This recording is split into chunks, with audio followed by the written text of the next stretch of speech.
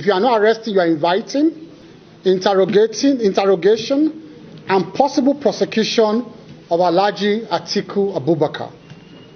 Gentlemen of the press, these are the facts of this matter.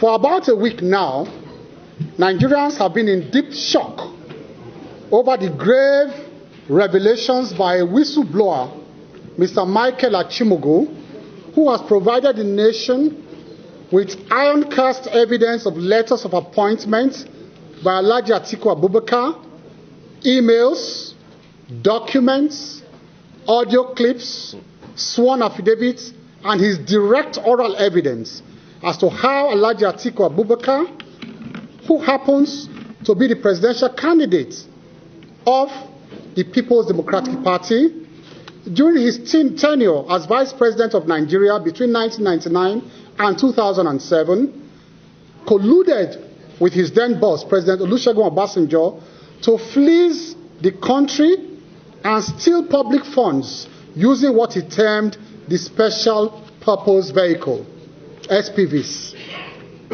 Those SPVs were companies Atiku admittedly registered upon assumption of office as Vice President with the approval of President Olusegun Obasanjo, using trusted allies as shareholders and directors. The purpose was to divert government contracts to these companies as consultants, and then paid monies into these companies and used those monies to fund the PDP and their private businesses and family activities. We can all vividly recall that during that tenure, both President Olusegun Obasanjo and Atiku Abubakar built the Bell University and American University respectively. Now, we know where those funds came from. They came from the SPVs.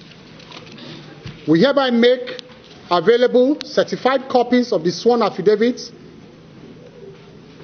of the affidavit sworn to and released to the public by the whistleblower. We have made it available to you. And so you have a certified copy of those affidavits with you, giving graphic details of all that transpired, including attached documents. Gentlemen, let us also play to you the voice recording that he did of Alhaji Atiku Abubakar following those emails.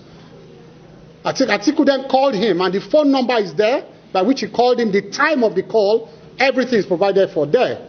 Let us play to you the voice recording of Alhaji Atiku Abubakar. Note that he provided the time of the call, the phone number and he used, and the emails immediately preceding the call. Gentlemen, it's just a 2-minute audio. Listen to it. Conversation between me and him. Mike. Yes, sir. How can you ask me what is this theory?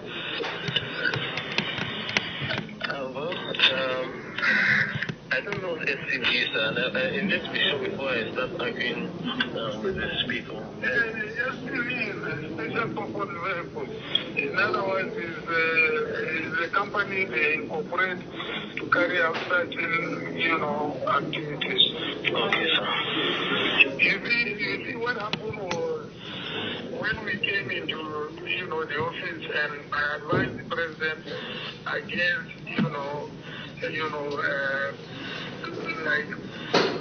open corruption. Yes, sir. I told him, I said, give me 3 people you trust. Yes, sir. And I will prepare 3 companies, which they will be the subscribers, or rather the directors. Okay, sir.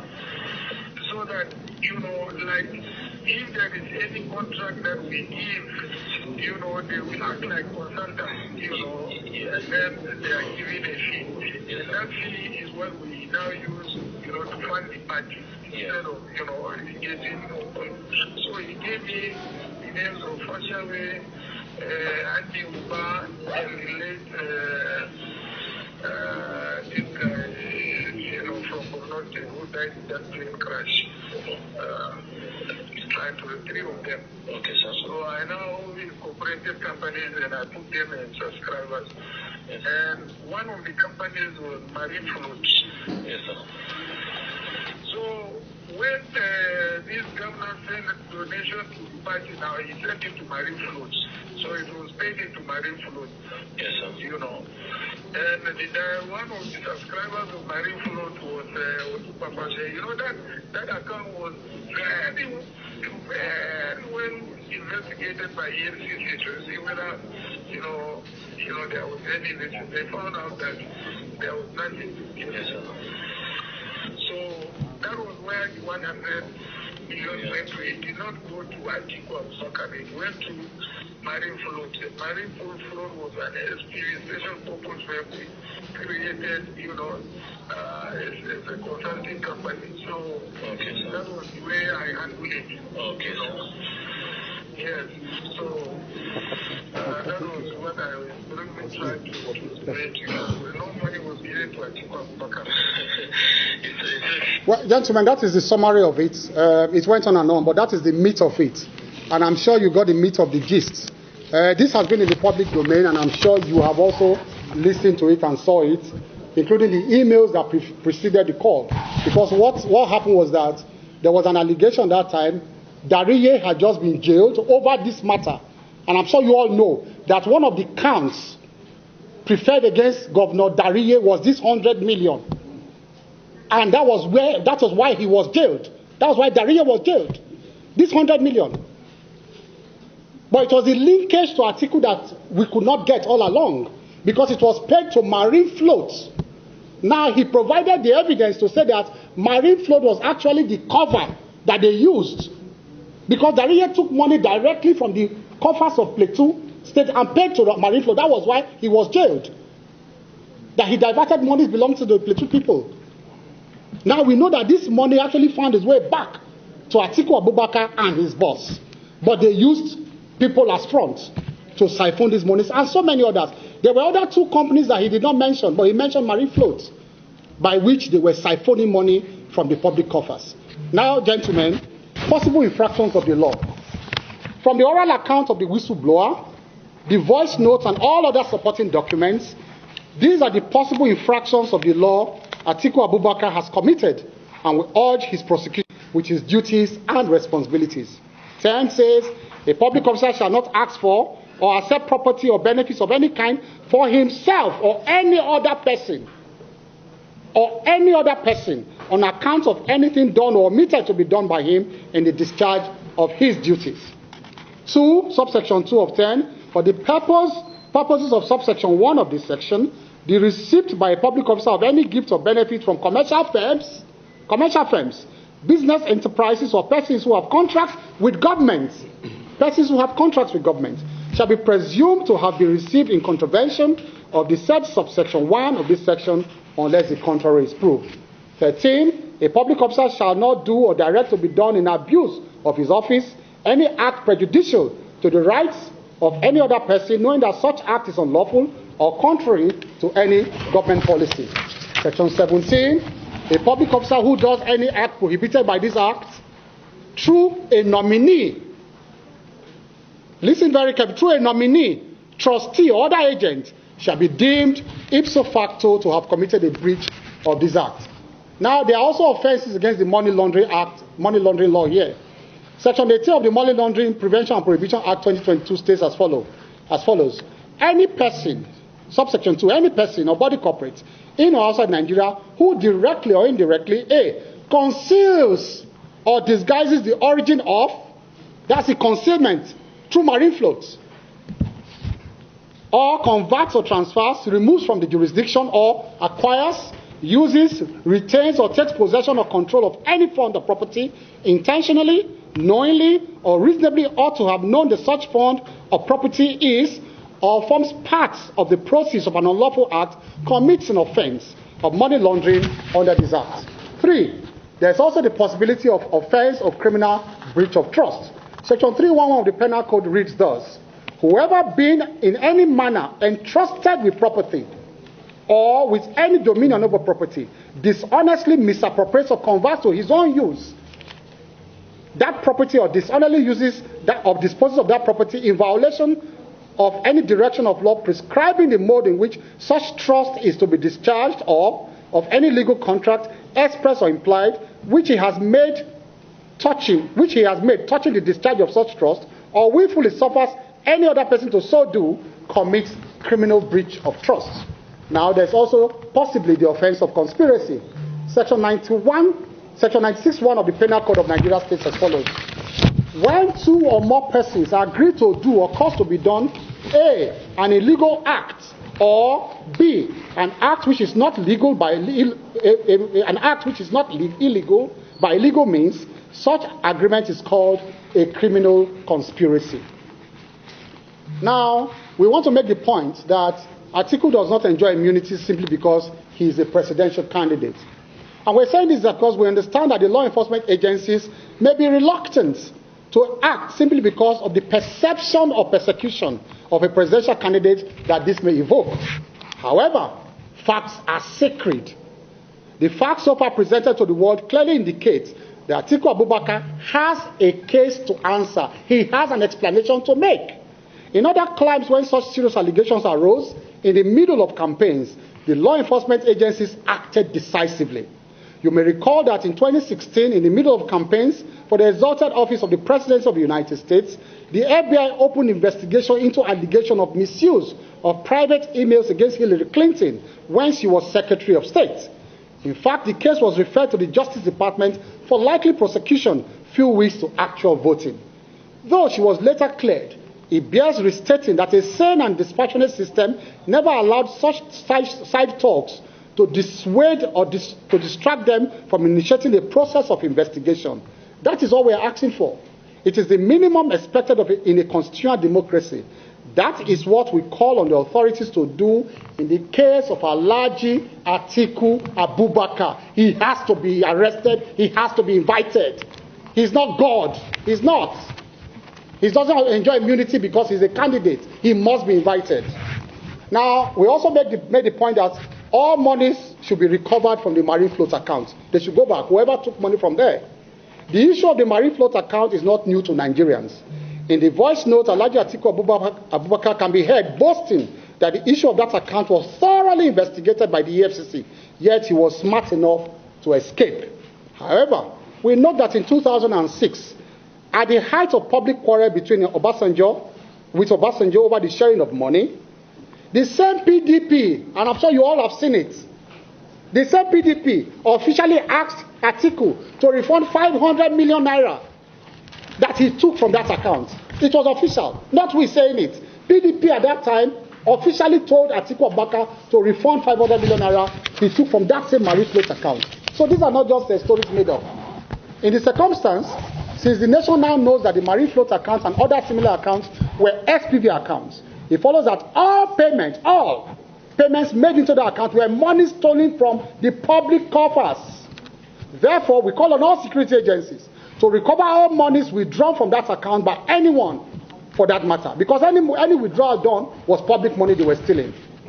Now, we say that Atiku Abubakar must apologize and renounce his ambition forthwith. In the light of these grave allegations, we call on Atiku Abubakar to immediately tender an unreserved apology to the Nigerian people and step down from the presidential race forthwith, whilst handing himself over to the law enforcement agencies. What is now clear to the Nigerian people is that between 1999 and 2007, President Obasanjo and Atiku ran a criminal enterprise and an empire of fraud in Abuja. At the same time that Asiwaju Bola Ahmed Tinubu was toiling hard, very hard, dutifully and meticulously laying the foundation to rebuild Lagos. Two criminals were stealing money in Abuja at that same time. That following these revelations, it becomes clear that Atiku Abubakar has absolutely nothing to campaign on again, as the period of 1999 to 2007 that he always relies on can now be described by Nigerians as the SPV years, when they ran Nigeria aground. So anytime they come on air and say, you know what, between 2009 and 2009, we just say, oh, you mean the SPV years? That's what you tell them, you mean the special purpose years. That's why President Obasanjo and Atiku deprived the good people of Lagos State their local government monthly allocations. Even after the Supreme Court ordered the release of those funds, they were busy stealing the nation's resources by stealth in Abuja. That the real dark reason for the seemingly irreconcilable quarrel between Obasanjo and Atiku is disagreement over monies they both stole in the SPV accounts at that time. We also call for the protection of the whistleblower. When President Muhammad Buhari came to office, one significant policy adopted was that of whistleblowing. You are all witnesses to the fact that that policy has recorded tremendous success with the recovery of millions of dollars from various hidden sources. One was the famous Ikoyi apartment heist. These recoveries have been used by the Buhari administration to fund our budgets and build infrastructure we see springing up everywhere in the country today. We also recall that recently the Federal Executive Council approved a bill to be forwarded to the National Assembly for legal backing to the policy and legal protection for the whistleblower. I made tremendous contribution that day when that bill came to the Federal Executive Council for it to be forwarded to the National Assembly. And we have approved it, a bill to protect whistleblowers. In the light of the above, we call on all well-meaning Nigerians and the law enforcement agencies to protect the whistleblower, Mr. Michael Achimugu, who has blown this whistle on Atiku Abubakar. No harm must befall him or members of his family. We suspect that some goons of Atiku Abubakar are planning to eliminate him and members of his family. In fact, my big brother here, FFK, actually hinted me about something like that yesterday. We shall hold Atiku Abubakar responsible if anything befalls this patriotic Nigerian or members of his family. We also encourage him to reveal to Nigerians to reveal to Nigerians those earth-shaking revelations he is withholding for the sake of this nation and the future of our children. We know that he said he's not going to reveal so many things. This is just what's important for the campaign. But please, we're begging him, reveal all. Nigerians deserve to know who wants to occupy that office of president. Now, we made the point of conspiratorial silence. We said so far we are disillusioned, but we are not surprised at the conspiratorial silence of a section of the media over this grave issue of national importance. Even after seeing court processes in form of a sworn affidavit, we observe an embarrassing silence yet from a section of the media. We have consistently made our case against the unethical and partisan antics of some media houses, and this development vindicates us. When it was the case of the spurious and dead case of drug dealing leveled against our candidate, Asiwaju Bola Ahmed Tinubu, this media platform threw caution to the winds and zealously feasted on it. Of course, we gallantly came out. We didn't hide. We came out and vigorously disproved all the teachings of lies against our candidates. All of us here, we were on air. We did not hide. Now you can see all of them hiding. Since this allegation, they were hiding under the table. All of them. Hiding, all of them. They can't face the cameras. Why? Because they're even scared of what the young man is holding. Because the young man warned them that if you talk, earth-shaking revelation will begin to drop. So they ran away. Even the garrulous ones ran away. They should come out like us now. Come out and defend their principle. They don't know who they are campaigning for. They don't. They don't know. This person was actually closer to him than all of them. And that's what he told them. You saw pictures of him in Atiku's bedroom in Dubai. You saw pictures of him everywhere with Atiku. They don't even know that they are not closer to him than him. So, but now the press has gone strangely quiet. Well, whether they keep quiet or not, it's our firm belief that the judiciary is the last hope of the hopeless. In this case, the judiciary will not be quiet, as we shall clearly take steps in the next few days to initiate a judicial process seeking the outright disqualification. Go and look at the code of conduct for public officers. It is there. It happened to Nixon too. If you've forgotten, Nixon in the United States, unethical practice as president, this as candidate. Our code of conduct says once you breach the code of conduct, use companies and people to take, you are banned from public office. So I don't know whether the PCC will approve court actions there, but knowing me and my trajectory for the last 30 years in this country, I have fought principalities using the instrumentality of the law. I've gone to prison for it. They have charged me to court. I have written a letter this morning, apart from this, to the law enforcement agencies. The PCC, they don't approve me. If Asiwaju say I should stop campaigning for him because of this, I'll stop. This is national interest. If you say drop from cabinet because of this, I will drop. This is national interest. I am going to court myself. Apart from the PCC decision on this, I have written to them and the letters are there, distributed to all of them. 3 law enforcement, they are giving them an ultimatum. I will proceed to court to ask for disqualification of Atiku Abubakar. he is not fit to run for the highest office of the land. He is clearly ethically challenged, morally damaged for the highest office of the land. He can't survive this. He can't. We call on the fourth estate of the rim to resist the temptation of partisan recruitment at this moment. You know partisan recruitment. They will go around with envelope now. Gentlemen, it is your treasury we are talking about. This is damaging. It is the nation we are talking about, not brown envelope. It's beyond brown envelope.